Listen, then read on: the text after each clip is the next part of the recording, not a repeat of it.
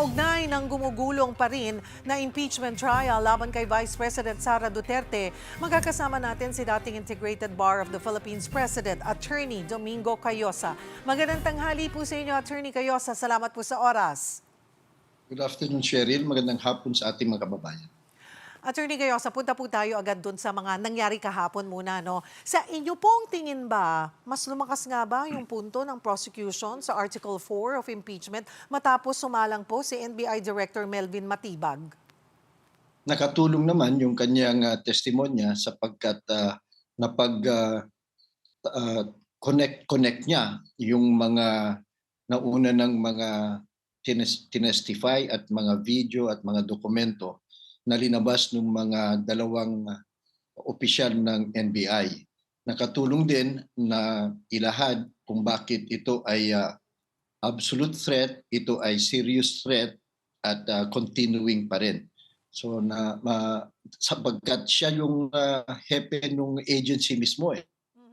So yung mga gaps dun sa mga naunang testimonya kasi alam lang nila personally up to their level ay napagpunuan naman ni Director Matibag at pati na rin yung mga basehan, no? Kahit wala siyang personal o direktang pagkaalam, nagamit nila yung framework ng basehan ng investigasyon at konklusyon ng NBI.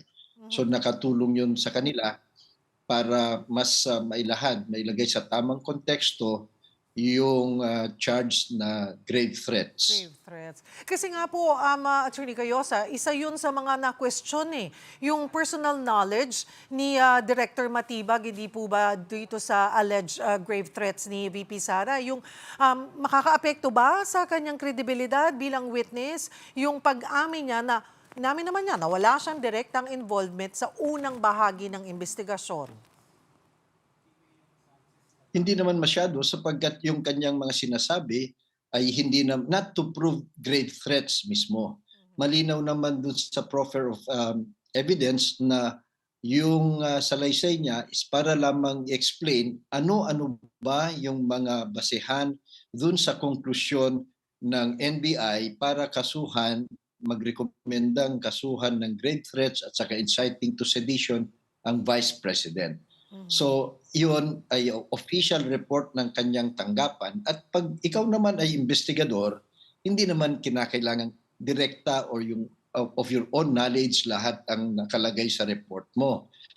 Sapagkat kaya ka nga nag-iimbestiga kasi hindi mo alam. So, ang trabaho mo, kausapin mo, tukuyin mo yung mga dokumento at yung mga taong direktong nakakaalam at pagduktong-duktungin mo yung kanilang mga version at i-analyze mo bago ka gumawa ng recommendation. So, yun yung purpose ng testimonya niya. Hindi not to prove the grave threats, but to explain the basis for the recommendation to charge the Vice President ng inciting to sedition sa grave threats.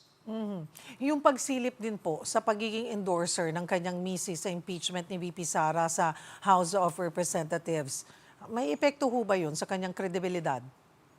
Well, of course, meron, lalong-lalo na sa ordinaryong mamamayan at saka dun sa mga senator judges sapagkat hindi naman lang ito strictly legal at mga technical na kaso. Merong halong politiko at saka public perception. So kahit hindi ganun kabigat yun at handa siyang sumagot eh. Sabi niya kaagad eh, walang kinalaman ng aking trabaho sa trabaho ng misis ko. Of course, lahat ng mga nasa gobyerno, alam nila, yan yung automatic na sagot nila pag may pinapakitang conflict of interest o kaya may relationship. So, hindi na rin niya may tago yon at umamin siya kaagad, pero mabilis siyang nag-explain.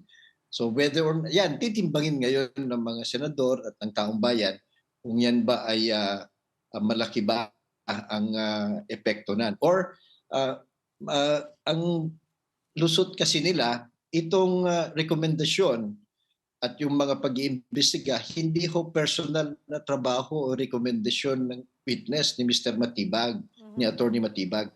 Rekomendasyon yan ng National Bureau of Investigation at hindi lang siya ang may gawa niyan. Dumaan yan sa iba-ibang mga opisyal at mga bureaucrats ng NBI So hindi rin naman nating sabihin lahat ng mga empleyado at opisyal na yan ay na-impluwensyahan dahil misis niya yung isang congressman na nag-endorse ng impeachment charge. Paano naman po yung pag-amin ni Director Matibag doon sa leaked video kung saan nagbanta naman siya sa isang Mel Sabio? Hindi po ba parang nagkaroon ng double standards doon sa kung ano ang pagbabanta sa hindi? Yes, tama yan. You cannot avoid that. Hindi rin naman niya pwedeng i-deny yun. Sa katunayan nga, mabutit inamin niya kaagad at nag-apologize pa siya. But then again, we go back to saan ba nanggagaling yung rekomendasyon? Saan ba nanggagaling yung konklusyon na may grave threat sa inciting to sedition? Na seryoso ito, absolute. Hindi ho galing sa kanya personal eh. Galing sa NBI. So whatever chipping away o yung mga pagtitibag ng kanyang credibility or independence or accuracy ng kanyang sinasabi, pag personal yun sa kanya, hindi masyadong nakakaapekto dun sa opisyal na resulta o stand o recommendation ng NBI as a government agency. Nakatulong po ba sa prosecution yung hindi pagpapangalan ni Matibag doon sa persons of interest na sa posibleng hitman na tinutukoy po ni VP Sara? Well, sa totoo lang, hindi naman kinakailangan may matukoy na hitman o kahit wala ngang hitman kasi yung pagbabanta, yung grave threats, once you utter the threat, whether or not itutuloy mo o gagawin nung nakausap mo is already immaterial.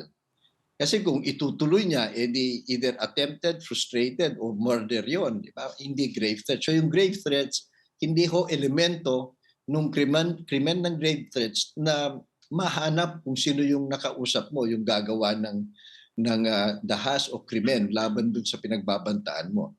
So yun siguro, nababanggit lang niya to drive home the point na itong pagbabanta, hindi biro-biro, siniseryoso ng gobyerno at patuloy pa rin yung risk dun sa pinagbantaang presidente at iba pang mga tao. Inamin din po ni Matibag na nagkaroon sila ng meetings po ng prosecution panel bago siya sumalang pero wala naman daw coaching. Sa paningin po ng korte at ng publiko, hindi ba ito mag-iiwan ng duda sa kanyang kredibilidad bilang testigo? Siguro sa mga publiko, no, yung hindi naman sanay sa proseso sa korte, parang nakakagulat 'yon. Pero sa totoo lang ho, kahit sino ng mga abogado, pag magpipresenta ka ng testigo, kinakailangan kausapin mo yung testigo bago mo isalang sa korte.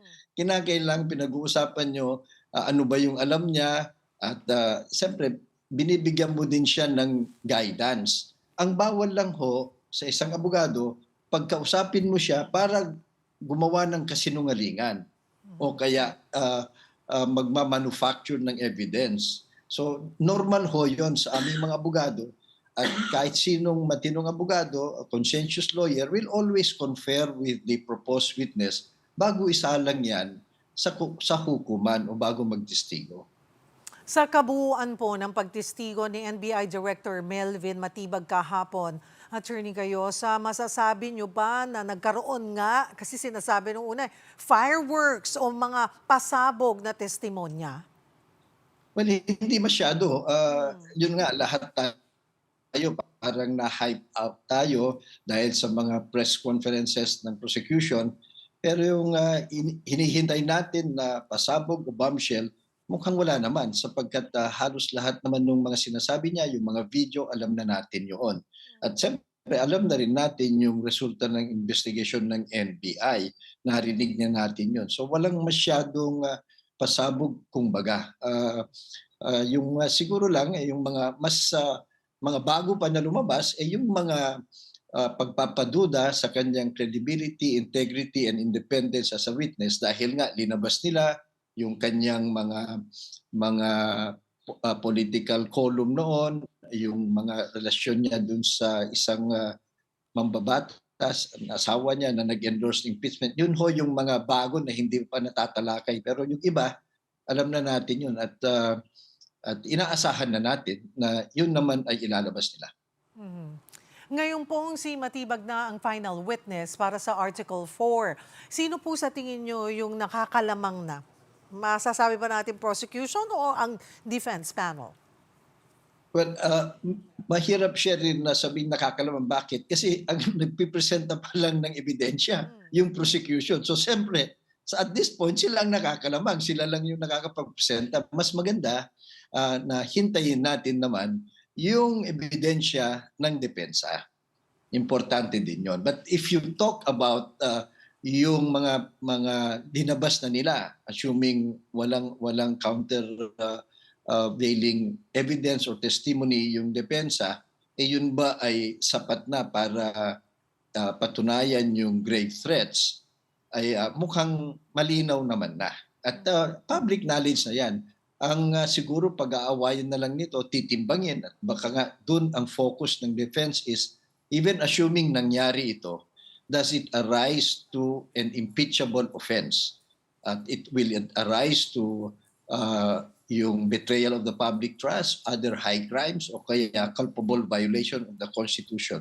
So ito lang ho siguro ang titimbangin na ng mga senador. Yung mga yung pagpasok ng mga ebidensya, mga video, hindi na dapat mahirap yan. Masyadong matagal na ginugol yan. So far, for the prosecution side, nagawa naman nilang ipasok ang halos lahat ng ebidensya nila. Sa depensa naman, alisto naman sila na lahat ng detalye, lahat ng inconsistencies, lahat ng mga pwedeng ipasok na ebidensya o pag-aamin to chip away from the credibility, integrity, and accuracy of the testimony ng mga witnesses, na ipasok naman nila. Mamaya po, inaasahan magkakaroon ng redirect at recross examination kay Matibag. Ano po yung mga dapat nating bantayan bilang observer sa impeachment trial? Well, dapat hindi lang tayo, but lalong-lalo ng mga senador at yung presiding officer ng impeachment court. Ang redirect kasi, hindi pwedeng tukuyin o maglabas ng mga bagong mga ebidensya o idea. It should only be limited to what was cross-examined. So kung merong hindi masyadong nailusot o kaya naipaliwanag ni Director Matibag that might have chipped away from his credibility as a witness or competence as a witness or the relevance of his testimony, yun ang susubukang i-heal o kaya i-correct ng redirect examination. Panghuli po, Attorney Cayosa, papasok na ang prosecution sa usapin ng unexplained wealth at confidential funds. Ano yung dapat na pinakatutukan at abangan po ng publiko sa mga susunod na pagdinig? Ang ating tutukan ho yung paglabas ng mga nasubpina na ebidensya. Importante yan. At ang tutukan natin yung mathematics. Kasi ang maganda dito sa mga susunod na yung ng mga charges, graft and corruption, yung mga unexplained wealth, failure to file accurately yung SALN at iba pa, no? Hidden wealth.